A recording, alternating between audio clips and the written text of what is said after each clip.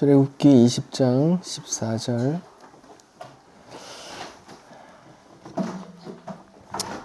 함께 읽겠습니다. 시작. 간음하지 말라. 기도하겠습니다. 하나님 아버지, 간음하지 말라는 말씀을 통해 우리에게 하시는 말씀을 알게 하시고 그 큰 은혜 속에 들어가게 도와주십시오. 예수님 이름으로 기도드립니다. 아멘. 저희는 신약의 관점에서 십계명 율법을 보고 있습니다. 로마서 3장 20절에 율법의 행위로 의롭다함을 얻을 육체가 없나니 율법으로는 죄를 깨달음이라 이렇게 나와 있죠.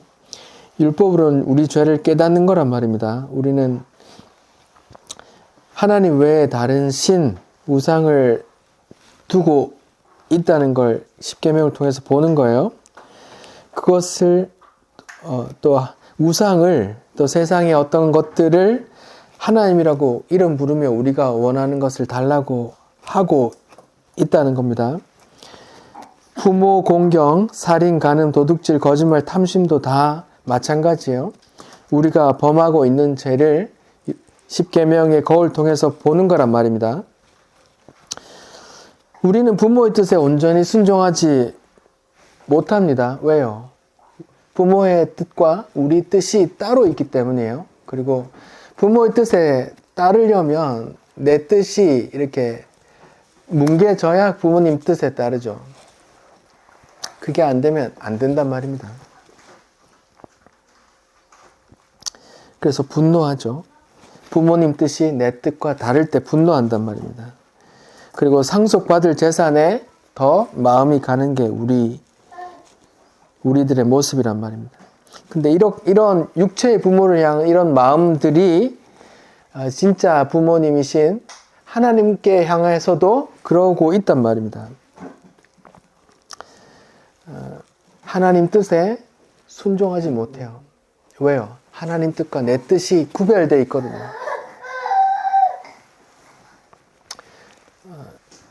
하나님 뜻에 순종하려면 내 뜻이 무너져야 되는데 그렇지 못하다는 거죠. 내 뜻이 살아있으면 하나님 뜻에 분노하게 된단 말입니다. 가인과 아벨 사건에서 하나님의 뜻이 있었어요. 하나님은 어린 양의 제물을 내가 받는 거야 하고 뭔가를 보여주고 싶었어요. 그게 하나님의 뜻이었어요. 근데 가인은 그 뜻에 합치되지 못했어요. 왜요? 가인이라는 자아가 하나님과 독립된 자아가 있었던 거예요. 그래서 자기 뜻을, 자기 자아를 주장했던 거죠. 왜 날 무시해? 내가 들은 걸 왜 무시해? 하고 누구에게 화가 난 거예요? 하나님께 분노한 거란 말입니다. 하나님께 분노한 그 분노가 옆 사람에게, 형제를 살인하는 그런 결과로 나왔단 말입니다. 우리 속에 그런 하나님에 대한 분노, 형제에 대한 분노 다 있단 말입니다. 왜요? 하나님의 뜻과 내 뜻이 따로 있고 내 뜻과 형제의 뜻이 따로 있기 때문에 이게 화가 난단 말입니다. 그래서 얼마든지 기회만 되면 죽일 수 있는 그런 존재들이란 말입니다.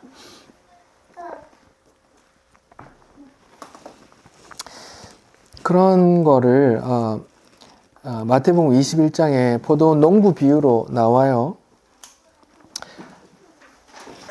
포도원 농부가 모든 걸 준비해 놓고 그 포도밭을 다른 사람한테 농부들에게 빌려주죠. 그리고 이제 열매 맺을 때가 돼서 이제 종을 보내죠. 근데 그 종을 죽이죠. 또 보냅니다. 또 죽입니다.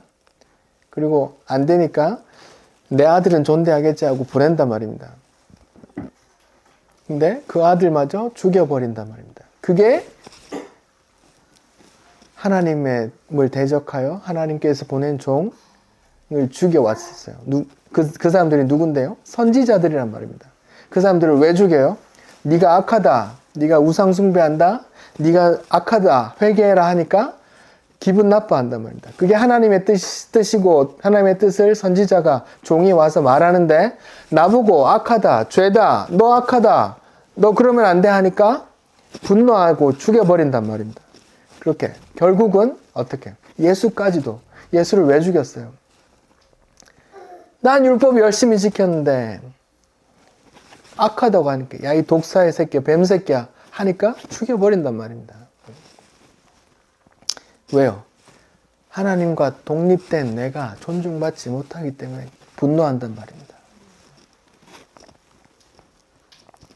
그 이야기가 있는 거란 말이죠. 자, 오늘은 7번째, 간음하지 말라예요. 간음하지 말라는 말, 그걸 통해서 우리는 뭘 봐야 돼요? 내가 뭐 하고 있다고요? 간음하고 있다고 봐야 된다니까요. 나 간음 안 했는데요. 네, 그럴 수 있습니다. 여러분이 인식하는 간음과 성경이 말하는 간음이 다를 수 있습니다. 근데 성경이 말하는 그 간음이 뭔지 들어보시란 말입니다.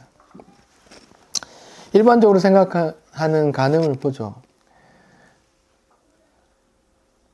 배우자가 있는 사람이 배우자 아닌 다른 사람과 동침하는 걸 간음이라 해요. 우리나라의 형법에 간음죄, 간통죄가 있었습니다. 근데 2015년도에 헌법재판소에 위헌 법률 제청이 들어갔고 2015년도에 결론이 나기를 국가가 개인의 성생활까지 간섭하는 건 이거 위헌인 것 같다 하고 이제 그 형법상의 간통죄를 없애버렸단 말입니다. 간통하면 몇 년 징역 때릴 거야 이런 걸 없애버렸단 말입니다. 지금은 간음에도 형법상의 처벌이 안 돼요.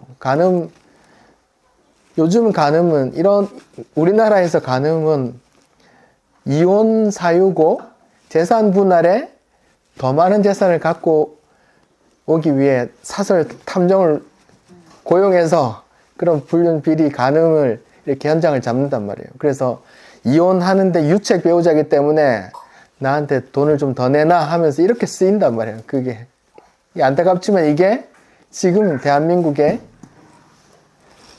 간음이 이렇게 쓰인다는 거죠. 그게 현실이죠. 하지만 교회는 다르죠.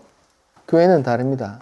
세상 사람들이 인식하는 그 간음죄를 목사가, 장로가, 집사가, 직분자가 행했는 게 만천하에 알려지면 그 사람을 어떻게 해요? 파면하려고 합니다.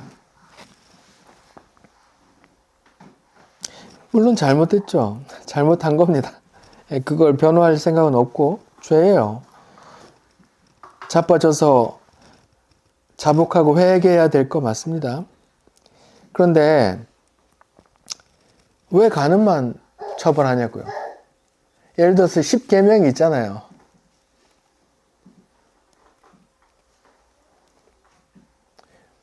도둑질하는 거, 거짓 증거하는 거, 탐심. 내가 예를 들어서 목사예요. 근데 옆에 교회에 엄청나게 큰 성전을 세웠네. 아씨 부럽다. 탐심 10계명 오겠잖아요. 똑같이 왜 그걸 안 하냐고.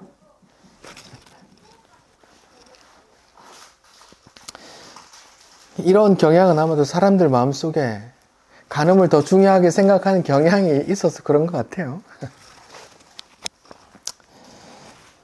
자, 이스라엘 사람들도 10계명을 받았을 때 그런 간음을 생각했어요. 행위로 나온 간음. 배우자가 있지만 배우자 아닌 다른 사람과 동침하는 걸 간음이라 했고 그런 자들을 반드시 죽이라고 했어요. 제가 읽어볼게요. 레위기 20장 10절 누구든지 남의 아내와 간음하는 자 곧 그의 이웃의 아내와 간음하는 자는 그 간부와 음부 남자 여자를 반드시 죽일지니라 이렇게 나와요. 반드시 죽어야 할 죄예요.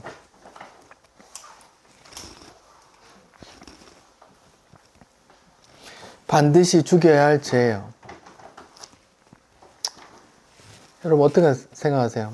오늘날 이 대한민국의 현실 속에서 간음하면 반드시 죽여라.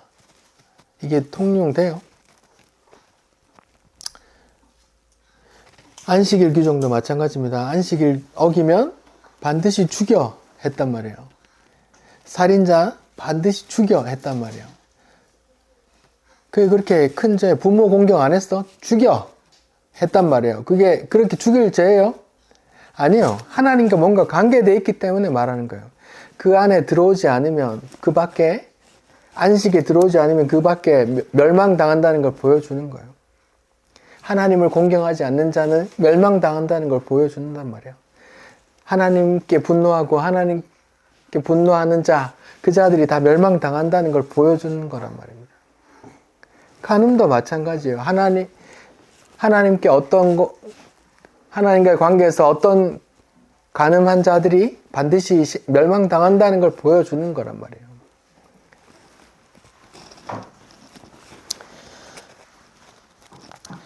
저는 지금 계속 그 10계명, 이제 10계명을 이제 두 개로 나누면 하나님 사랑, 이웃 사랑인데 1, 2, 3, 4는 하나님께 대한 계명, 5부터 10까지 계명은 다 형제, 우리 사람 사이의 계명 이렇게 생각하잖아요. 그것만이 아니란 말입니다. 하나님과 관계되어 있다니까요. 부모 공경도 하나님과 관계되어 있다니까요. 살인도 하나님과 관계되어 있다는 걸 지난주에 봤잖아요. 우리는 하나님을 죽이고 아버지를 죽은 자 취급해서 내 상속물 내놔라 하는 자들이에요. 결국은 하나님의 아들 예수도 성자 하나님도 우리가 죽인 그런 존재란 말입니다. 우리 죄로 인해서. 간음도 마찬가지고 도둑질도 마찬가지고 거짓 증거도 마찬가지고 탐심도 마찬가지예요. 다 하나님과 관계되었음을 본단 말입니다. 그래서 반드시 죽인다. 반드시 죽여라. 그래 멸망당한다는 걸 보여준단 말입니다. 그런 걸 통해서. 근데 당시에 이스라엘 받은 10계명을 받았던 이스라엘은 그런 행위로 드러난 간음만 생각했어요. 그래서 그 간음을 안 하려고 했단 말이에요. 근데 편법을 썼어요. 어떻게 해요? 내가 저 사람 내 부인은 이제 싫어졌고 다른 사람이 좋아졌으면 편법을 썼어요. 어떻게 해요? 이 부인을 흠잡아 이혼 증서를 써주고 내쫓아 버리고 다시 그 사람 내가 좋아하는 사람을 부인 삼아 살았단 말이에요. 그런 게 아주 흔했어요. 그래서 이혼 증서라는 말이 되게 흔했단 말이에요. 마태복음 19장을 좀 봅시다. 제가 읽어볼게요. 마태복음 19장이요.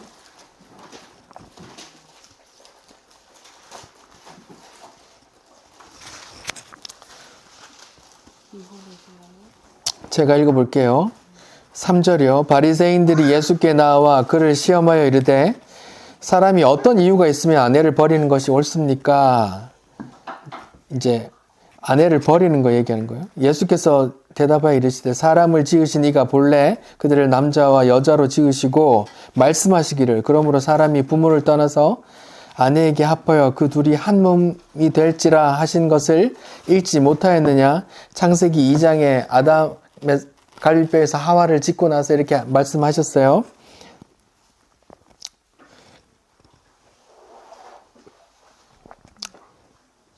사람이 그 부모를 떠나서 아내에게 합하여 그 둘이 한 몸이 될지라 말했잖아요. 창세기 2장에 있는 말이거든요. 아담과 하와, 그때는 아담과 하와뿐이었잖아요. 그 부모가 누구예요? 아담과 하와 육체적인 부모는 없잖아요. 하나님 보고 부모를 얘기하는 거예요. 그 아담은 예수를 대칭하는 거고 대표하는 거고 아들, 하나님의 아들이 그 부모 대신 아버지 하나님을 떠나 신부와 결혼하는 그 이야기가 거기 창세기 2장에 미리 담겨 있단 말입니다. 둘이 하나가 됐다 이렇게 말하는 거예요. 하나님이 짝지어 주신 것을 사람이 나누지 못하리라 했죠. 이게 다 결혼식 주례받을 때 하는 구절이에요. 근데 무수히 많은 이혼이 있죠. 하나님이 짝지어 주신 게 아닌 거에 되는 거예요. 그럼 이혼하는 사람들은? 그런 거 말고 다른 말하는 게 있단 말입니다. 하나님께서 자기 신부된 어떤 존재를 결코 놓지 않는다는 그런 게 있단 말입니다. 자, 7절. 여짜오되 그러면 어찌하여 모세는 이혼 증서를 주어서 버리라 명하셨습니까? 예수님이 지금 둘이 헤어질 수 없어라고 말하니까 지금 모세가 이혼 증서 써줬다고 쓰라고 해라고 했단 말이에요. 신명기 24장에 나와요. 아내에게 흠이 있으면 이혼 증서 써서 그 사람 내보내고 그 사람이 이혼 증서 들고 그 여자가 이혼 증서 들고 다른 남자와도 결혼해서 먹고 살 수 있도록 해줘 이렇게 했단 말이에요. 예수님이 이렇게 대답하세요. 모세는 이렇게 하라 했는데요. 이혼 증서 써주고 이혼하라 그랬는데요. 그러니까 예수님이 이렇게 말해요. 모세가 너희 마음의 완악함 때문에 아내 버림을 허락하였거니와 본래는 그렇지 않아. 이렇게 말해요. 본래 하나님의 뜻은 그렇지 않아. 둘이 하나 된 건 결코 나눠줄 수 없어. 라는 하나님의 어떤 표현하려고 하는 어떤 게 있단 말입니다. 근데 너희는 완악하잖아. 너희는 마음이 완악하지. 그래서 그게 안 될지 몰라. 그래서 이혼증서 써주라고 마지못해서 그렇게 한 거야. 이렇게 말해요. 근데 하나님께서 그 말 하신 건 다른 어떤 뜻이 있단 말이에요. 본래는 그렇지 않다. 하나님께서 말씀하신 그 부분은 결코 헤어질 수 없어. 라고 하는 거예요. 그러니까 보세요. 그렇지 않아. 9절 내가 너희에게 말하노니 누구든지 음행한 이유 외에 아내를 버리고 다른 데 장가드는 자는 간음한 것이라고 말해요. 음행한 연고 외에 흠잡아서 이혼하고 또 다른 아내 취하면 그게 뭐라고요? 간음이에요. 그러면 간음한 거라고 치면 그 사람들 다 어떻게 돼요? 레위기에 의하면 돌로 쳐 죽여야 된단 말이에요. 죽어야 된단 말이에요. 그러니까 뭐라 그래요? 10절에 제자들이 이르되 만일 사람이 아내에게 이같이 해야 된다면 장가들지 않는 것이 좋겠나이다. 그렇다면 말은 무슨 말이에요? 제자들도 다 그렇게 할 마음을 가졌어요. 다 그렇게 하니까 나도 그래야지라고 생각하고 있는데 이혼증서 써주면 안 돼. 간음한 거 아니면 여자 버리면 안 돼라고 말하니까 그러면 간음한 게 돼서 내가 죽잖아요. 그럼 아이고 장가 안 가는 게 낫겠네. 이렇게 말한단 말이에요. 그 정도로 이렇게 보편화되어 있었다니까요. 간음하지 마라는 계명이 있었지만 그걸 어떻게 우회적으로 흠 잡아서 이혼해버리고 다른 원하는 사람 다시 결혼해서 간음이란 걸 편법으로 계속 해왔단 말이에요. 근데 예수님은 그게 다 간음이야 라고 말하는 거란 말이에요. 그게 다 간음이야 라고요. 그러니까 제자들이 아이고 그럼 난 결혼 안 할랍니다 이렇게 한단 말이에요. 돌에 맞아 죽으면 안 되니까 그렇게 하는 거예요. 근데 예수님 한 발 더 나가세요. 마태복음 5장에 산상수훈에 살인하지 말라부터 이렇게 설명을 하신다고 하셨잖아요. 너희가 살인하지 말라는 말을 들었거니와 하면서 하잖아요. 형제를 위해서 미워하는 마음은 이미 심판 사용한 것과 똑같아 이렇게 말했단 말이에요. 그래서 간음하지 말라도 설명해 주시거든요. 마태복음 5장 27절 28절 또 간음하지 말라 하였다는 것을 너희가 들었으나 그 10계명 너 들었지? 그래 내가 더 설명해 줄게. 너희들이 지금 간음하지 말라는 계명을 다 지켰다고 그러는데 내가 지금 설명할 거야. 나는 너희에게 이르노니 음욕을 품고 여자를 보는 자마다 이미 간음하였어 라고 규정한단 말이에요. 그러면 거기 말씀 들으려고 앉아있는 그 모든 사람들이 빠져나갈 마음이 있어요, 없어요? 빠져나갈 구멍이 있어요, 없어요? 음욕이 속에 한 번이라도 있었 사람이라면 다 간음했어라고 하면 난 다 계명을 다 지켰어요 라고 앉아있는 사람들이 듣기에는 얼마나 황당하겠어요. 예수님이 지금 그걸 말해준단 말입니다. 나는 율법을 다 지켰어 라고 앉아있단 말이에요. 너 그거 들었지? 간음 다 지키고 있었다고? 간음하지 말라고 하는 거 다 지켰어? 살인하지 말라고 다 지켰어? 미워하는 것도 다 살인인데? 너 계명 안 지킨 거지? 간음하지 말라는 거 다 지켰어? 마음속에 음욕을 한번 품어도 다 간음인데? 다 지켰어? 사람들 다 수건해지겠죠. 웅성웅성 했겠죠. 예수님이 하시는 말씀은 뭐예요?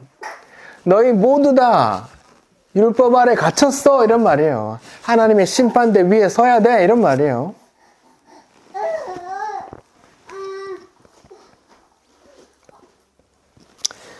지금 그러니까 예수님이 설명하시는 간음은 일반 사람들이 생각하는 그 간음과 달랐던 거예요. 배우자가 있는 사람이 배우자 아닌 다른 사람과 동침하는 거, 그것만 간음한 게 아니란 말입니다.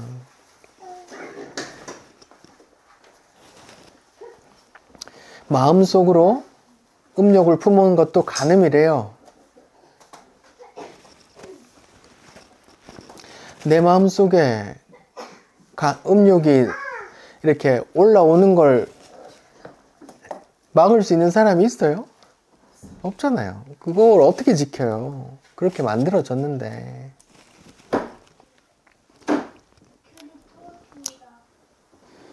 아까 이혼도 마찬가지지만 간음도 하나님께서 원래 말씀하신 그 의도의 간음은 다른 게 있단 말입니다. 그게 성경 전체에서 나와요. 그게 뭔데요? 하나님과 관계된 그 간음이 뭔데요?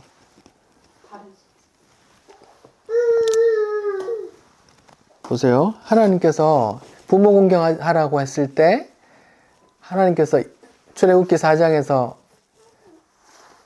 이스라엘은 내 아들이다, 내 장자다. 그러니까 너는 내 아들 보내서 날 섬기게 해라고 말했죠. 그러면 부모 공경하지 말라는 계명 속에서는 뭐예요? 하나님이 우리 아버지가 되신다고 말하는 거예요. 부모 공경해라고 말하는 거란 말이에요. 그러면 간음하지 마라고 말하면 혹시 성경에 하나님이 이스라엘의 남편이라는 성경 구절이 있어요? 제가 한번 읽어볼게요. 이사야서 54장 5절입니다. 이사야서 54장 5절. 이렇게 이사야가 이렇게 증거해요. 이사야 54장 5절.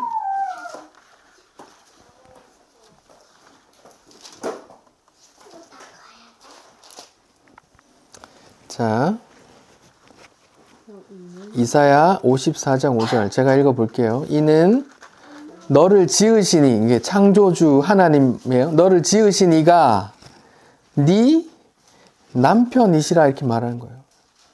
그 이름이 누군데? 너를 지으신 이가 누군데? 그 이름은 만군의 여호와, 내 구속자는 이스라엘의 거룩한 이시라. 그는 온 땅의 하나님이라 일컬음을 받으실 거라.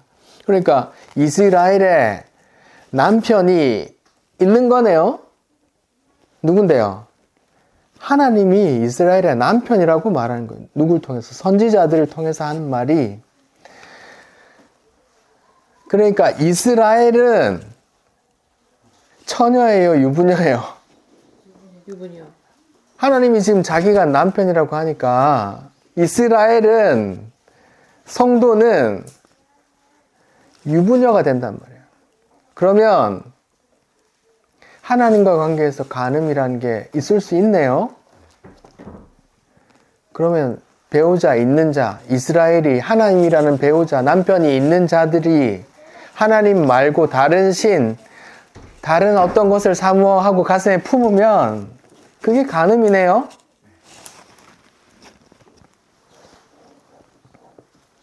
성경에 보자고요. 예레미야 3장을 봅시다. 성경에 수도 없이 많이 나와요. 이 간음하고 음란한 백성아 막 이렇게 말한단 말이에요. 예레미야 3장을 봅시다. 6절부터 제가 읽어볼게요. 요시야 왕 때에 여호와께서 또 내게 이르시되 너는 패역한 이스라엘이 행한 바를 보았느냐? 그가 모든 높은 산에 오르며 모든 푸른 나무 아래로 가서 거기서 행음하였도다. 지금 곳곳에 높은 산에 나무 아래 우상들이 있단 말이에요. 우상 숭배한다는 말입니다. 그걸 간음한다는 말하고 쓴다고요. 그가 이 모든 일을 행한 후에 내가 말하기를 그가 내게로 돌아오리라. 하나님 또 그래도 기다리는 거예요. 그가 내게 돌아오리라 하였으나 아직도 내게 돌아오지 아니하였고 그의 반역한 자매, 그러니까 북이스라엘의 자매 유다는 그것을 보았다. 내게 배역한 이스라엘이 간음을 행함으로 내가 그를 쫓아내고 그에게 이혼서까지 써주었는데 그의 반역한 자매 남유다가 두려워하지 아니하고 자기도 가서 행음함을 내가 보았노라. 이스라엘이 남과 북으로 갈라졌어요.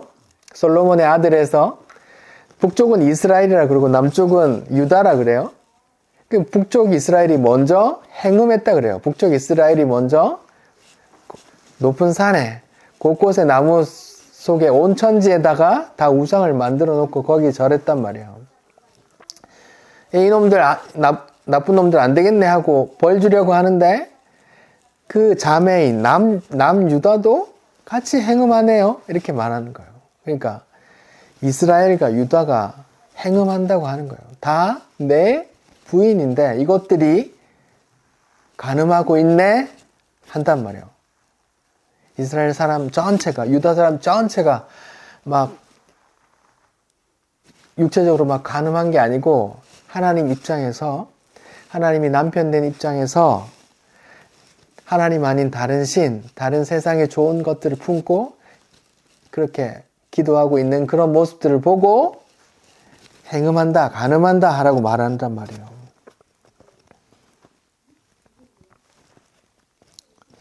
계속 읽어볼게요. 9절, 그가 돌과 나무와 더불어, 돌과 나무 우상이에요. 행음함을 가볍게 여기고 행음하여 이 땅을 더럽혔어. 이 모든 일에 있어서도 그 반역한 자매 유다가 진심으로 내게 돌아오지 아니하고 거짓으로 할 뿐이라. 여호와의 말씀이니라. 14절, 여호와의 말씀이니라. 배역한 자식들아 돌아오라. 여기서도 하나님이 뭐라 그래요? 나는 너희의 남편이라 하죠. 그럼 이스라엘, 북이스라엘과 남유다는 그 하나님의 부인인 거네요. 그럼 간음하지 말라라는 말이, 간음한다는 말이 형성될 수도 있잖아요. 그렇죠? 하나님 입장에서 지금 10계명이 하나님 입장에서 쓰여진 거란 말입니다. 나는 너희 남편이라. 내가 너희 성읍을 하나와 족속 중에서 둘을 택하여 너희를 시온으로 데려오겠고 너희 자녀들을 양육할 거야. 이렇게 약속해 주신다고요. 20절, 그런데 이스라엘 족속아, 마치 비유하시는 거예요. 마치 아내가 그의 남편을 속이고 떠나감 같이 너희가 확실히 나를 속였느니라. 여호와의 말씀이니라. 그러죠. 하나님은 지금 배우자한테 속았고 배우자가 하나님을 속이고 지금 간음하고 있단 말이에요. 간음한 배우자들이 배우자를 속이죠. 자기 바람 안 폈어 하면서 오히려 막 더 잘하고 하잖아요.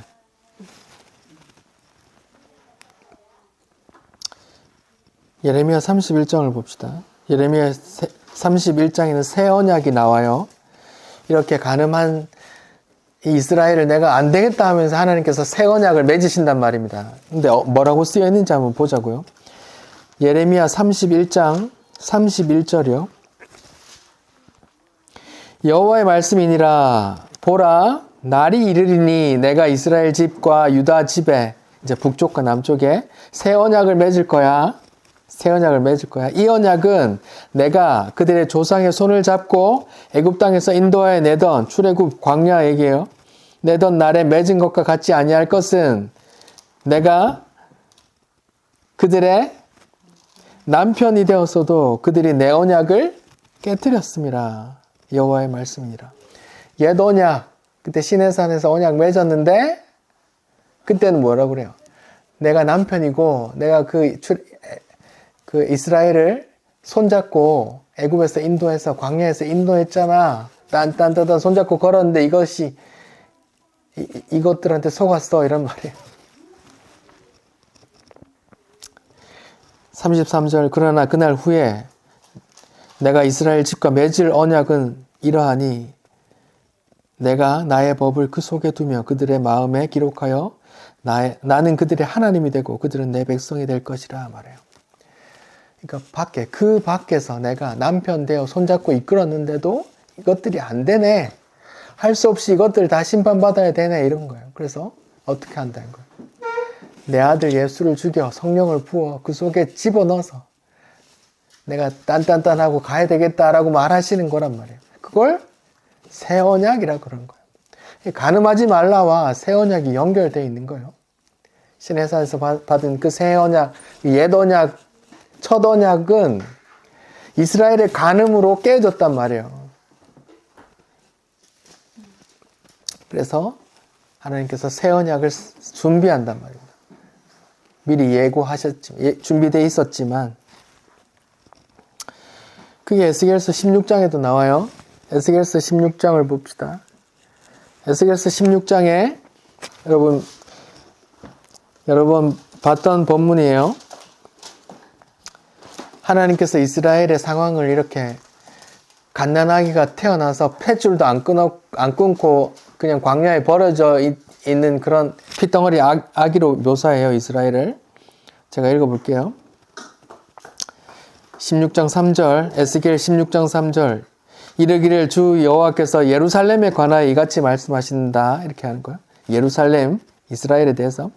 네 근본과 네 난 땅은 가나안이요, 네 아버지는 아모리 사람이요, 네 어머니는 헷 사람이라. 네가 난 것을 말하건대 네가 날 때 배꼽줄을 자르지 아니하고 너를 물로 씻어 정결하게 하지 아니하였고 내게 소금을 뿌리지 아니하였고 너를 강보로 싸지도 아니하였는데 그렇게 핏덩어리 채로 태어나서 광야에 버려져 있단 말이에요. 아무도 너를 돌아보지 않아 이 중에 한 가지로도 내게 행하여 너를 불쌍히 여긴 자가 없었으므로 네가 나던 날에 네 몸이 천하게 여겨져 네가 들에 버려졌다고 하는 거예요. 광야로. 내가 내 곁으로 지나갈 때 네가 피투성이가 되어 발짓하는 것을 보고 이르기를 너는 피투성이라도 살아있으라. 다시 이르기를 너는 피투성이라도 살아있으라 하고 내가 너를 들의 풀과 같이 많게 하였더니 네가 크게 자라고 심히 아름다우며 유방이 뚜렷하고 여자 신부로 묘사하는 거예요. 이스라엘이 광야에서 내가 잘 키웠더니 광야로 잘 인도했더니 유방이 뚜렷하고 내 털이 자랐으나 네가 여전히 벌거벗은 알몸이라 하는 거예요. 8절 내가 네 곁으로 지나며 보니 네 때가 사랑받을 만한 때라. 그래서 내 옷으로 너를 덮어 벌거벗은 것을 가리고 내게 맹세하고 언약하여 너를 내게 속하게 하였느니라. 나 주 여호와의 말이니라. 이게 뭐하란 말이에요? 내가 너를 품겠다. 내가 너 아내 삼겠다 이런 말이에요. 룻기서에 나오죠. 룻기서에 룻을 누가 이불로 자기 품어주잖아요. 그 이야기죠. 신부 삼는 거거든요. 이불로 자기 감춘다 그 얘기예요. 이제 그랬더니 이제 이스라엘을 이제 핏덩이를 잘 키워서 이제 신부 삼았어요. 그래서 어떻게 하시는? 9절 내가 물로 내 피를 씻어 없애고 내게 기름 바르고 수놓은 옷, 좋은 옷 입힌단 말이에요. 물돼지 가죽 신발, 좋은 물돼지 가죽 물돼지가 뭔지 모르겠는데 뭐 이렇게 뭐 하마 가죽인지 모르겠어요. 그런 걸 두르고 아무튼 되게 좋은 폐물로 채우고 막 금 목걸이 막 이렇게 했단 말이에요. 금운으로 장식하고 13절 왕후의 지위에 올렸다 하는 거예요. 왕후의 지위라고 하는 건 하나님의 부인된 지위로 택했단 말이에요. 누구를? 이스라엘을. 그런데 어떻게 돼요? 14절 네 화려함으로 인해서 15절 네가 네 화려함을 믿고 네 명성을 가지고 뭘 했어요? 간음했단 말이에요. 지나가는 모든 자와 더불어 음란을 많이 행함으로 내 몸이 그들의 것이 되었도다. 네가 네 의복을 가지고 널 위해 각색으로 산당을 꾸민다 그래요. 거기서 행음하니 이런 일이 전무후무하니라. 산당 우상 숭배하는 걸 지금 행음한다 하는 거예요. 네가 또 내가 준 금, 은 장식품으로 너를 위하여 뭘 만들고 남자 우상을 만들어 행음하고 네 수놓은 옷을 그 우상에게 입히고 나의 기름과 향을 입히고 그렇게 행음한단 말이에요. 20절 또 네가 나를 위하여 낳은 네 자녀들을 그들에게 데려가서 드려 자식을 그 우상의 제물로 태워 바친단 말입니다. 내 자녀를 그들에게 데리고 가서 드려 제물로 삼아 불살랐느니라. 네가 네 음행을 작은 일로 여겨 나의 자녀들을 죽여 우상에게 넘겨 불 가운데 지나가게 하였느냐? 네가 어렸을 때 벌거벗은 몸이었으며 피투성이가 되어 발짓하던 것을 기억하지 아니하고 네가 이 모든 가증한 일과 음란을 행하였다 한단 말이에요. 그러니까 하나님께서 출애굽한 이스라엘이 광야에 버려진 핏덩이 아기로 보시고 잘 키워서 이제 신부 삼았다. 시내산에서 언약했다 이런 말이에요. 시내산에서 언약해서 신부 삼았는데 이것들이 또 행음하네. 하나님 입장에서 행음은 뭐예요? 우상숭배. 나 아닌 다른 것을 사모하고 있어요. 뭐예요? 그 이방의 좋은 것들을 탐하더란 말이에요. 하나님 그거 안 주거든요. 근데 그러니까 하나님이 안 주면 이 인간 이거는 이 남편이 남편이라고 돼가지고 내 좋은 거 안 주네. 나 딴 사람 내한테 좋은 거 준 사람 마음에 품을란다 하고 세상에 좋은 거 주는 그 다른 신을 품는단 말이에요. 그걸 우상 숭배라 하고 다른 말로 하나님 입장에서 간음이라 한단 말이에요.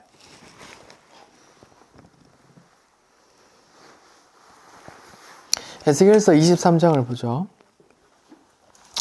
에스겔서 23장입니다.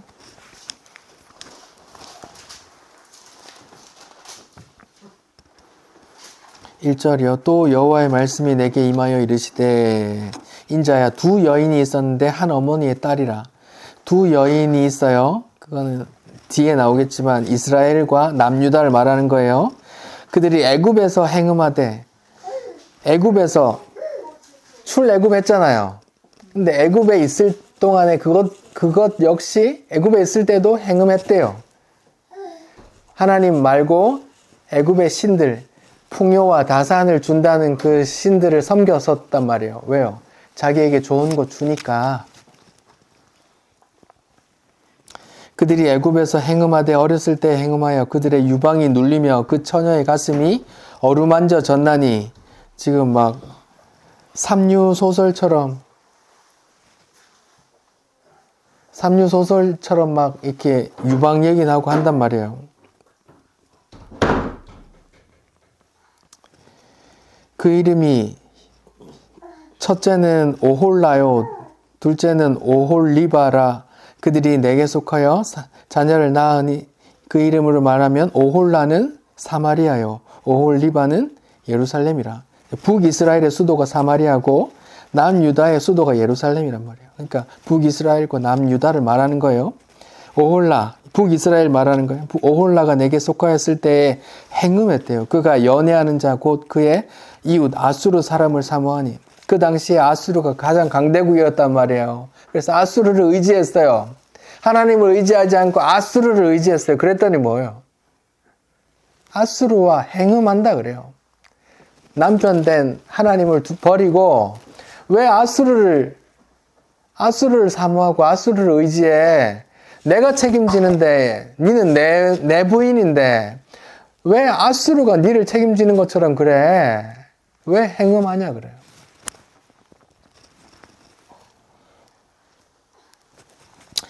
팔 절 그가 젊었을 때 애굽 사람과 동침하며 그 처녀의 가슴이 어루만졌을 그 몸에 음란한 소돔을 당한 바 되었더니 그가 그때부터 행음함을 맞이 아니하였더라. 이제 삼류 에로 소설 같은 이야기를 한단 말이에요. 이스라엘이 그런 짓을 했단 말이에요. 애굽과 그리고 나와서는 아수르와 또 그렇게 한단 말이에요. 쭉 읽어보면 또 11절 그 아우 오홀리바 남유다 얘기하는 거예요. 그 형보다 음욕이 더하여 그 형의 간음보다 그 간음이 더 심함으로 그 형보다 2배는 더 부패했다. 남유다가 더 하네. 이렇게 말하는 거예요. 북이스라엘은 아수르를 의지하고 하다가 아수르에 멸망해요. 남유다는 바벨론을 의지하다가 바벨론에 망한단 말이에요. 하나님께서 그냥 그렇게 망하게 둬버려요. 이걸 이혼증서 써줬다 이렇게 표현하시는 거예요. 16절 그가 보고 곧 사랑하게 되어 사절을 갈대아 그들에게 보내매 바벨론 사람이 나와 연애하는 침상에 올라 음행으로 그를 더럽힘에 그가 더럽힘을 입은 후에 그들을 싫어하는 마음이 생겼더라. 이제 남유다는 바벨론을 의지하고 행음한다고 표현한단 말이에요. 이 에스겔서 23장에도 이렇게 나온단 말이에요. 누가? 이스라엘과 남유다가 이스라엘이 하나님의 신부된 이스라엘이 행음하더라. 무상숭배하더라. 하나님이란 남편은 내 뜻을 안 채워주니까 내 뜻 채워주는 다른 존재를 만들어서 그걸 신랑 삼아 우상 삼아 살더라. 이런 말이에요. 그런데 하나님은 자기 신부를 버릴 마음이 있어요, 없어요? 하나님은 자기 신부를 버릴 마음이 있어요, 없어요? 없어요. 없어요. 그래서 뭐예요? 사람이 부모를 떠나 둘이 하나가 될지니 결코 나누지 못하려 이렇게 한단 말이에요. 그건 누구 말하는 거예요? 남편, 하나님 얘기하는 거예요. 하나님의 뜻이 그렇다고요. 하나님의 뜻이 그렇다고요. 절대 못 한다고요. 못 버려요. 가늠했지만.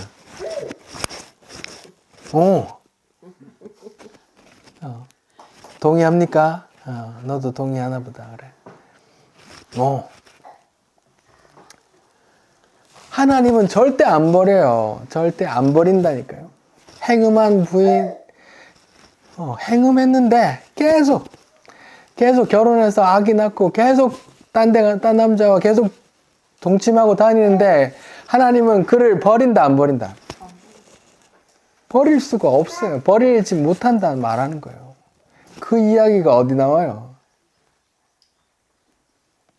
결혼해서 음란한 여인과 결혼해서 애 셋 낳고 또 나가서 계속 그 짓을 하는 거 그 또 데려와서 계속 사랑해 주라고 하는 이야기가 누구 이야기예요? 호세아에 거기 있다고요. 그 이야기. 그게 누구 이야기인데? 호세아라는 사람은 무슨 죄가 있어요? 멀쩡한 사람이 그 음란한 사람하고 결혼해서 애 낳고 계속 바람피는 그 여자를 계속 쫓아다니면서 데려오는 그 사람 뭔 죄가 있어요? 근데 뭐예요? 그렇게 해서 뭐 하는가요? 하나님의 뜻을 좀 이렇게 표현하신단 말이에요. 누가? 하나님이 자기 마음이 그렇다고 지금 표현하는 거라고요. 호세아와 고멜을 들어서 이스라엘이 고멜같이 음란한 여자란 말이에요. 그 이스라엘은 누군데요? 고멜은 누군데요? 우리란 말이에요. 우리가 그렇다니까요. 우리가 하나님 말고 다른 남편을 사모한다니까요. 하나님은 내 좋은 거 안 주네 하고 다른 걸 품는단 말이에요. 세상에 좋은 거 주는 다른 신, 어떤 믿을 만한 어떤 세력, 그 권력, 그런 사람을 의지한단 말이에요. 이스라엘이 아수르 의지하고 이스라엘이 애굽 의지하고 유다가 바벨론 의지하듯이 그렇게 하는 걸 다 행음한다 그래요.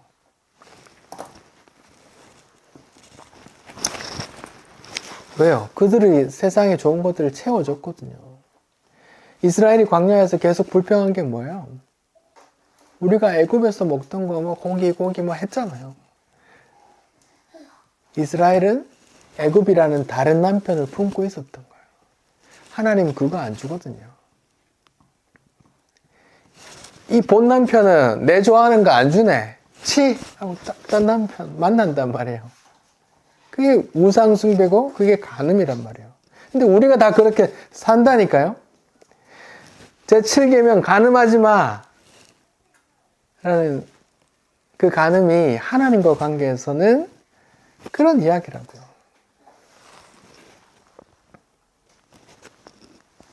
호세아서 봅시다. 호세아서.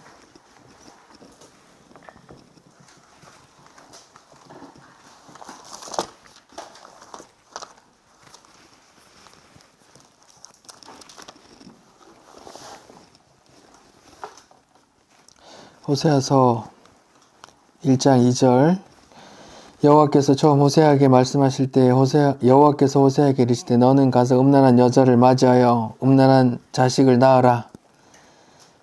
이 나라가 여호와를 떠나 크게 음란함이니라 하시니, 호세아에게 음란한 여자에게 결혼하라고 하신 이유가 뭐예요? 이 나라 이스라엘 남유다가 그러하기 때문에 너는 음란한 여자와 결혼해. 호세아는 그 무슨 죄가 있어요?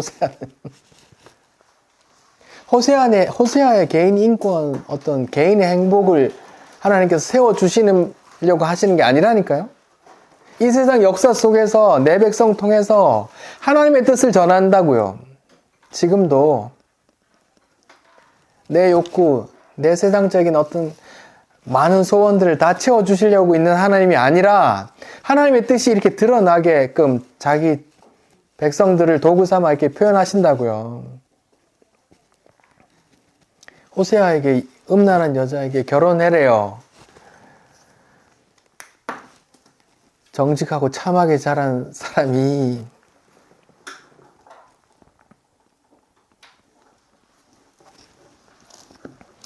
호세아 뭔 죄가 있어요?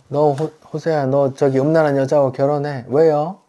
아니 이 나라가 내한테 음란하거든. 그래서 너는 음란한 여자 결혼해. 예? 그래, 결혼해서 아를 낳아요. 3절 첫째 아들을 낳아요. 4절 이름을 뭐라 그래요? 이스르엘이라 그래요. 하나님 작정을 했어요. 그 이름은 어떤 뜻이냐? 내가 얘들을 다 짓밟아 버릴 거야. 버릴 거야. 이런 의미예요. 이스라엘이란 말이. 조금 후에 내가 이스라엘의 피를 예후의 집에 갚겠으면 이스라엘 족속의 나라를 폐할 것입니다. 내가 이걸 버릴 거야. 그런 뜻이에요. 이스라엘이. 그리고 또 딸을 낳아요. 6절. 또 딸을 낳으면 여호와 이름을 이렇게 지으라 그래요. 로루하마라 지으라 그래요. 로루하마. 루하마 아니란 말이에요. 긍휼, 용서 받다. 아니다. 용서 안 할 거야. 용서받지 못한데 그런 뜻이에요. 하나님이 어떤 자기 뜻을 표현하는 거란 말이에요. 호세아에게 음란한 여자와 결혼해. 아이 낳았어. 첫째 이름을 이렇게 해. 내가 애들 버렸어. 이런 뜻이야. 둘째 이름을 이렇게 지어. 얘는 용서받지 못할 거야. 이렇게 지어.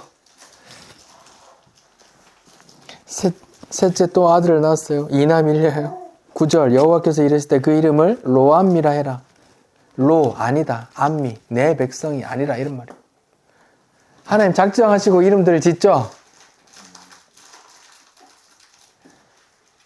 그 이스라엘에게 하는 말을 거기 이름으로 다 호세아의 삶 속에서 담아낸단 말이에요. 이 음란한 것들 말이야. 이거 안 되겠어 이거. 이렇게 표현하고 싶었단 말이에요. 왜요? 얼마나 답답하셨으면 하나님 그러시겠어요. 호세아라는 사람도 불쌍하지만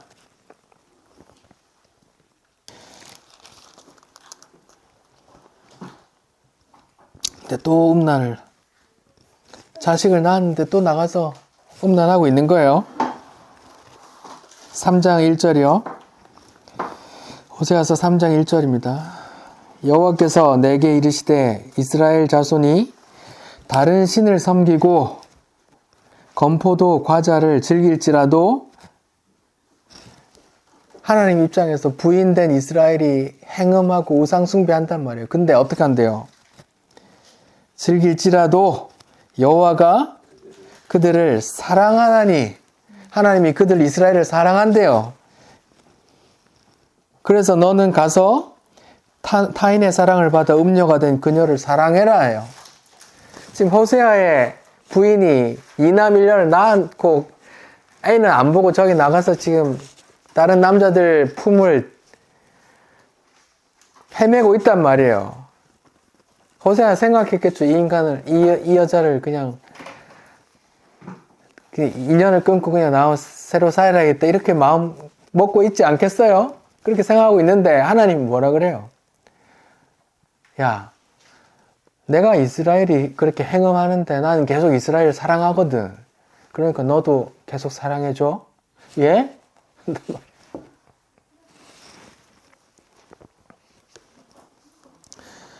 왜요?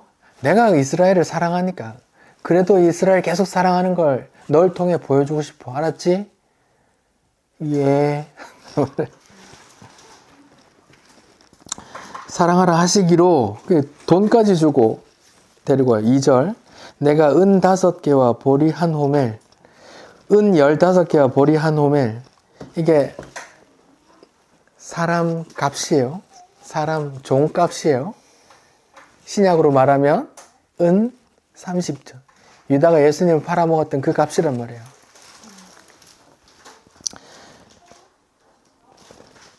내가 은 15개와 보리 한 호멜 반으로 그를 위하여 그를 사고, 나를 위해 그를 사고, 어떤 그 지금 뭐 포주에 팔려가가지고 거기 있단 말이에요. 하나님이 이스라엘이 얼마나 그 행음하면 그렇게 표현할 거예요. 포주에 잡혀서 지금 계속 행음하고 있는 그를 데리고 와서 계속 사랑해 주라고 명하신다고요. 누구에게? 호세아에게. 호세아는 무슨 죄가 있냐고요. 하나님의 사랑을 난 이스라엘 계속 사랑한다는 걸 니를 통해서 보여주고 싶어. 호세아가 진짜 사랑이 됐겠어요? 그냥 하나님 하라고 하시니 했겠지. 그에게 이르기를 너는 많은 날 동안 나와 함께 지내고 음행하지 말며 다른 남자를 따르지도 말라. 나도 네게 그렇게 할게. 이렇게 말해준단 말이에요. 하나님이 이스라엘을 향해서 그 말을 하고 싶은 거잖아요. 그래서 새 언약을 맺으시는 거잖아요.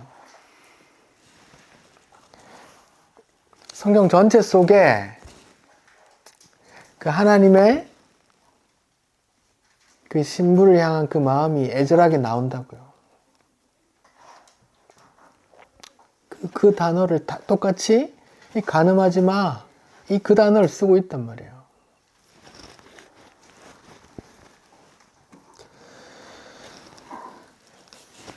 다시 봅시다. 창세기 2장을 봅시다. 창세기 2장에 하나님께서 아담에게 배필을 만들어 주세요. 창세기 2장 20절.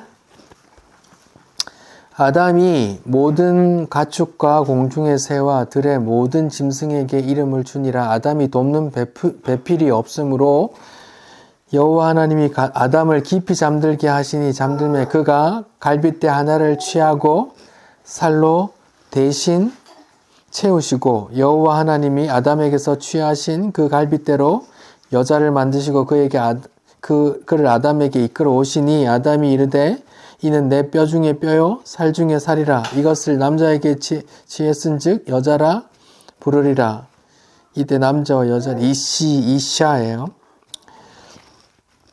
이러므로 남자가 부모를 떠나 그의 아내와 합하여 둘이 한 몸을 이룰지로다. 아담과 그의 아내 두 사람이 벌거벗었으나 부끄러워하지 아니하니라. 창세기 2장에 선악과 사건도 그 이전에 이 혼인 이야기가 나와요. 남자 여자와의 혼인 이야기가 나온다고요.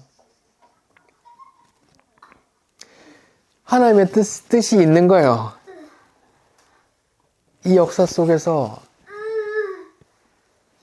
하나님의 뜻이 창세기 2장에 나온다고요. 안식을 통해서 또 그 신부랑 영원히 안식에 누리고 싶으신 거죠, 하나님이. 창세기 2장, 성경의 첫 번째 부분에 이 혼인 이야기가 있죠. 성경이 맨 끝에도 있을까요, 없을까요?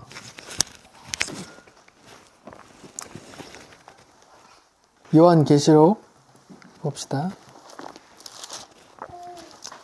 요한계시록 19장. 요한계시록 19장 위에 소제목이 뭐예요? 네, 혼인잔치 이야기가 있죠. 제가 읽어볼게요. 6절부터 읽어볼게요. 또 내가 들으니 허다한 무리의 음성과도 같고 많은 물소리와도 같고 큰 우레소리와도 같은 소리로 이르되 할렐루야 주 우리 하나님 곧 전능하신 이가 통치하시리로다.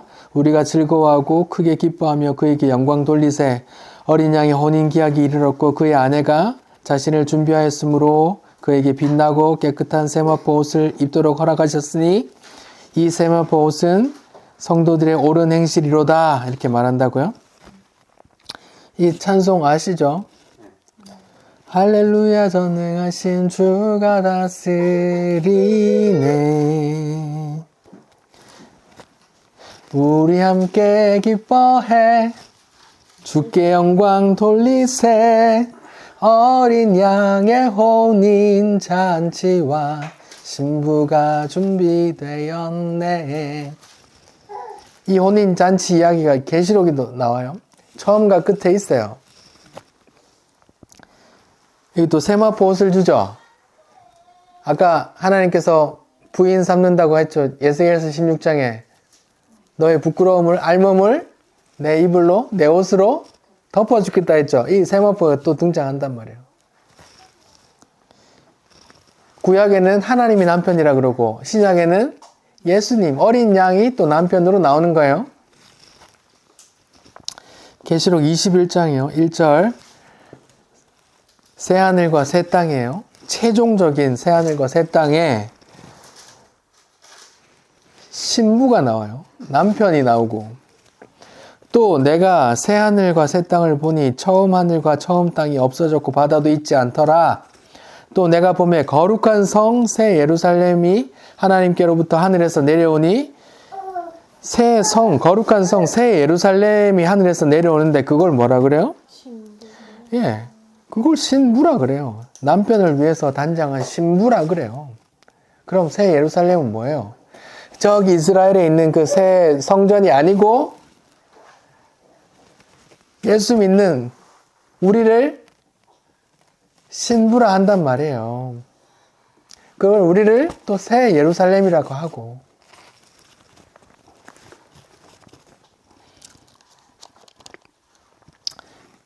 계속 얘기해요. 9절 7 대접을 가지고 7 마지막 재앙을 담은 7 천사 중 하나가 나와서 내게 말하여 이르되 이리 오라. 내가 신부 곧 어린 양의 아내를 내게 보이리라 하고 10절 이하부터는 뭐예요? 새 예루살렘 성을 보여준단 말이에요. 동쪽에 문이 몇 개고 북쪽에 면이 몇 개고 막 이렇게 말한다고요. 13절 동쪽에 세 문, 북쪽에 세 문, 남쪽에 세 문, 서쪽에 세 문 하면 총 문이 몇 개예요? 3, 4, 12. 12. 그 성전을 측량했더니 다 12. 그 12 아들의 숫자가 나온다고요. 우리란 말이에요. 새 성전은 어떤 물리적인 성전이 아니고 주를 믿는 우리란 말이에요. 그 아들의 수 12가 나온다고요. 이스라엘의 아들이 12아들이잖아요. 예수님의 제자가 12이잖아요. 택한 자들 내 신부가 다 12가 나온단 말이에요. 성경 전체가 처음과 끝이 이 혼인 이야기가 있어요.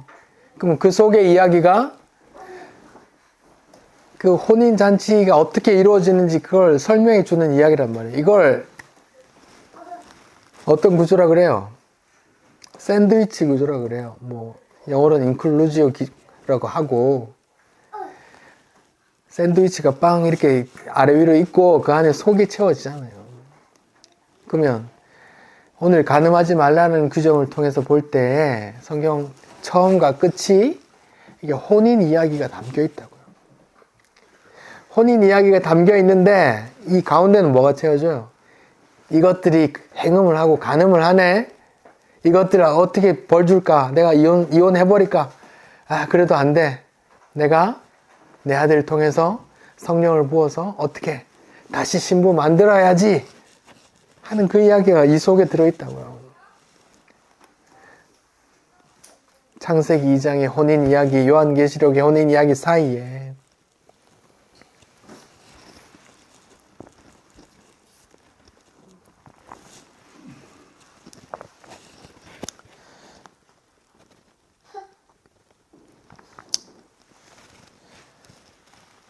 야고보서 4장 4절이요. 제가 읽어볼게요. 가늠한 여인들아 이렇게 말해요. 야고보서 4장 4절에 가늠한 여인들아 누구 말하는 거예요?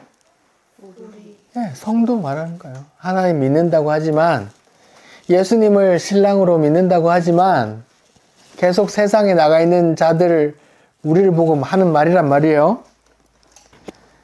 야고보서 4장 4절 가늠한 여인들아 야 이놈들아 세상과 벗된 것이 하나님과 원수된 걸 알지 못하느냐? 그런즉 누구든지 세상과 벗되고자 하는 자는 스스로 하나님과 원수되는 거야. 이렇게 말한다고요.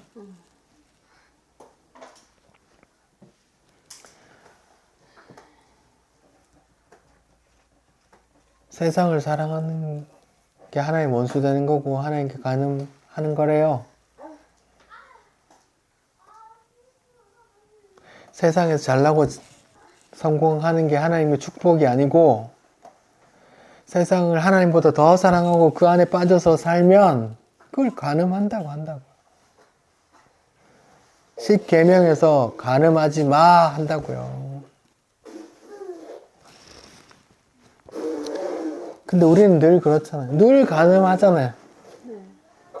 십계명의 거울을 보면 청동 거울아 거울아 이 세상에 누가 가늠했니 하는 그 안에 내 얼굴이 떡 있단 말이에요. 여러분 거울 볼 때 그렇게 하셔요. 거울아 거울아 누가 가늠했니? 거울에 보이는 그 사람이 가늠했다고 하는 거라고요.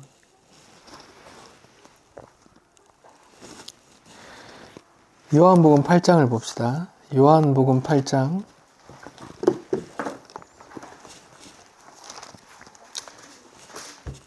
요한복음 8장에 위에 소제목이 있죠. 음행 중에 잡혀온 여자가 있단 말이에요. 음행 중에 잡혀온 여자가 있어요. 그래서 바리새인과 서기관들이 예수님을 책 잡으려고 이 여자를 잡아와서 지금 예수 앞에 데리고 왔어요. 그래 말한다고요. 4절 요한복음 8장 4절 예수께 말하되 선생이여 이 여자가 가늠하다가 현장에서 잡혔습니다. 모세는 율법에 이러한 여자를 돌로 치라 하였거늘 선생은 어떻게 말하겠습니까? 용서해 주라고 하면 모세 율법 어겼다고 예수님을 지금 잡아 넣으려고 하는 음모란 말이에요. 예수님 뭐라고 대답해요? 그들이 이렇게 말하면 고발할 조건을 얻고자 예수를 시험함이라 하죠. 예수께서 몸을 굽히셔서 손가락으로 땅에 써요. 예수님이 땅에 글을 써요. 그리고 나서 그 뭐라고 썼는지는 몰라요. 그랬더니 예수님께서 또 말해요. 너희 중에 죄 없는 자가 먼저 돌로 치라 하시고 다시 몸을 굽혀 손가락으로 땅에 두 번째 쓰신단 말이에요.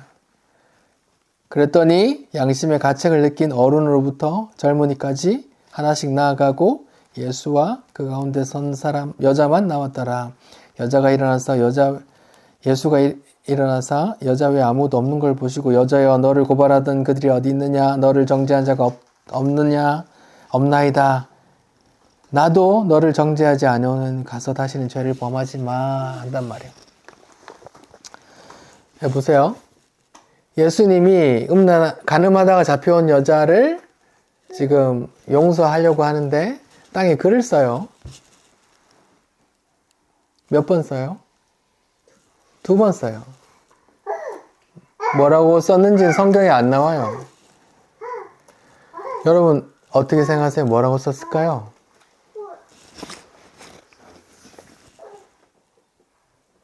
사람이 아무튼 그 양심의 가책을 받고 돌아갈 만한 걸 썼죠. 근데 2번 썼죠. 한 번 쓰고 말하고 또 한 번 쓰고 그랬죠. 근데 이 사건이 어떤 사건과 연결돼요. 예수님 하나님의 아들이잖아요. 성자께서 글을 썼어요. 2번. 구약에 하나님께서 뭔가 글을 두 번 써주신 게 있어요? 10계명. 10계명이죠. 네. 출애굽기 31장을 봅시다.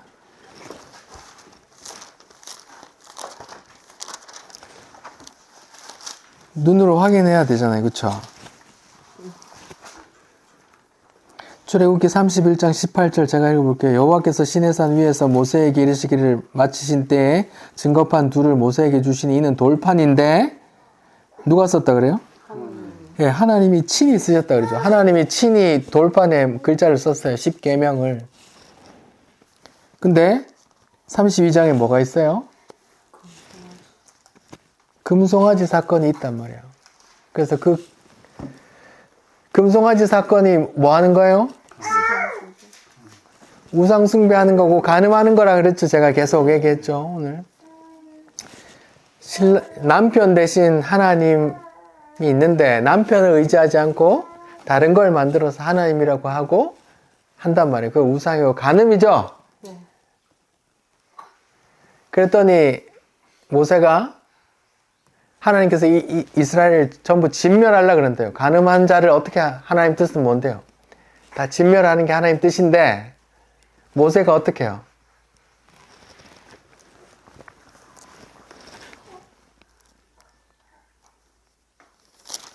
모세가 어떻게 하는지 모르시는구나.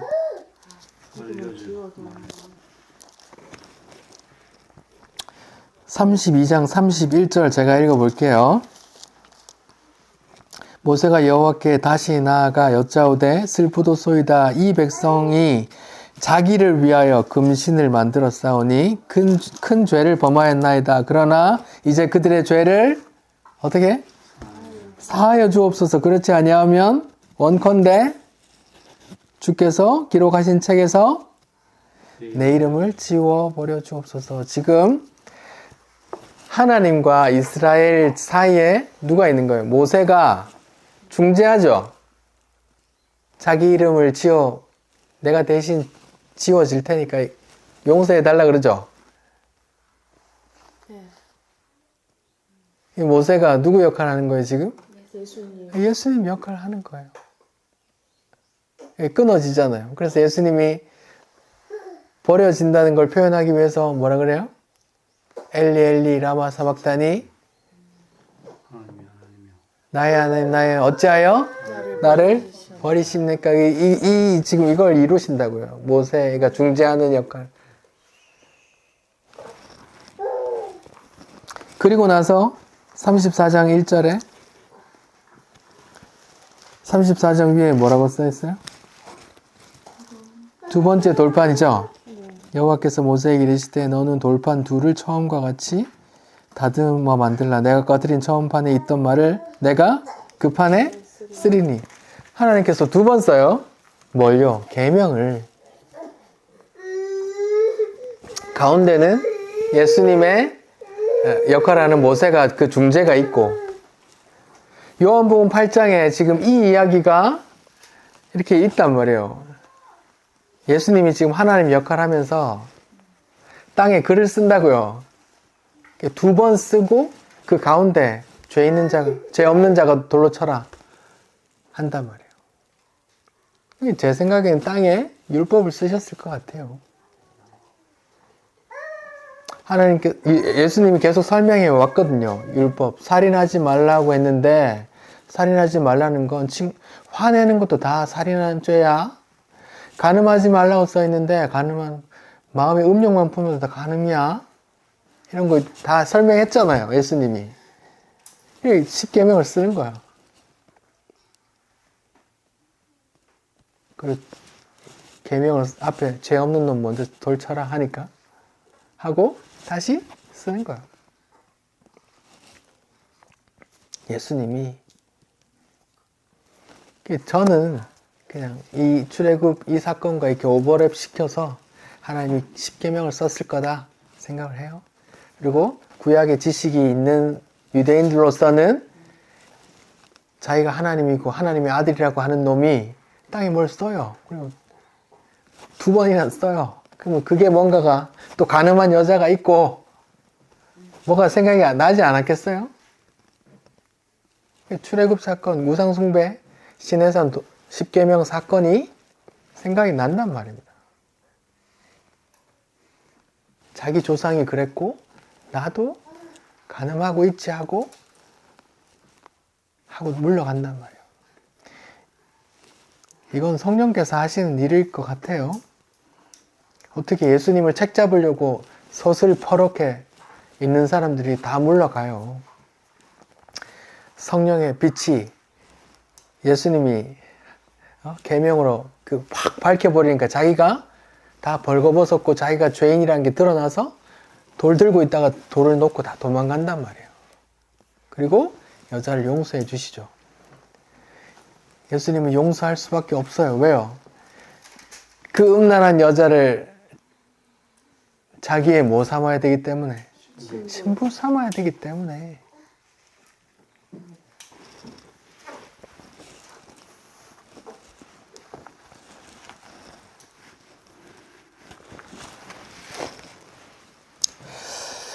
오늘 간음하지 말라는 계명을 살펴봤어요. 그 계명을 통해서 우리는 뭘 봐야 돼요? 이스라엘이 또 내가 남편 대신 하나님, 남편 대신 예수님 말고 다른 걸 사랑하고 있었구나, 간음하고 있었구나 하고 그 계명 앞에 깨달아야 된단 말이에요. 율법으로는 죄를 깨달음이니라 한단 말이에요. 그런 다음에 어디로 가야 돼요? 예수의 은혜로 간단 말이에요. 내가 그런 간음한 여인이구나 깨달으면 날 받아주신 예수님이 그렇게 고마울 수밖에 없을 거 아니에요. 이게 현실적인 부부 이야기에서도 얼마나 고마울 거예요. 만약에 자기가 바람 몇 번을 펴서 수도 없이 바람을 폈는데 누군가 또 품어주고 이제 죽으려면 망탕이 되는데 이렇게 품고 자고 주면 그 여자가 자기 인생을 돌아보면서 얼마나 또 감사할 거예요. 그렇죠? 그러니까 부모 공경, 살인하지 마, 간인하지 마는 이 사람 사이에도 분명히 문자적으로 분명히 지켜야 될 그런 거지만 뭐예요? 하나님과 관계된 거란 말이에요. 그래서 이게 아니면 다 멸망이야 라는 걸 보여주려고 이렇게 죽여, 돌에 쳐 죽여 막 이렇게 한다고요. 부모 공경이 뭐 그렇게 큰 죄라고 간음했다고 막 다 죽이냐고요. 안식일을 했다고 다 죽이냐고요. 하나님 뜻이 있다니까요. 결혼 주례할 때 하나님께서 하나 되게 하신 것을 사람이 나누지 못할지니라 라고 말해도 못 지켜요, 사람은. 네. 그래서 성경에 이혼증서, 율법의 신명기 24장에 이혼증서도 나오잖아요.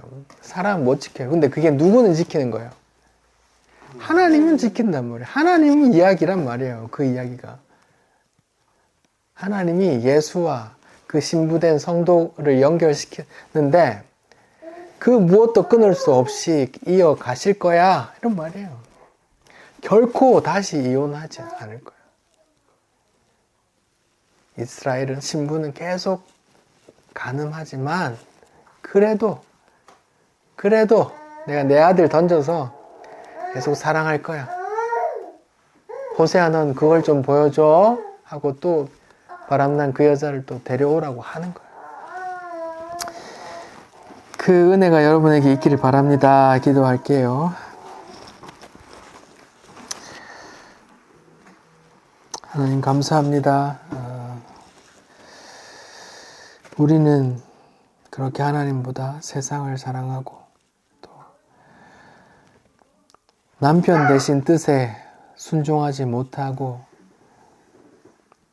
남편이 내 거 안 채워준다고 또 다른 남편을 찾아 헤매는 우리이지만 그렇게 간음하고 더럽고 몸이 더럽혀진 그런 존재들이지만 나 같은 것도 결코 버리지 않는다고 또 품어주시니 얼마나 감사한지요. 하나님 그 은혜 속에 우리가 머물게 도와주십시오. 예수님 이름으로 기도드립니다. 아멘.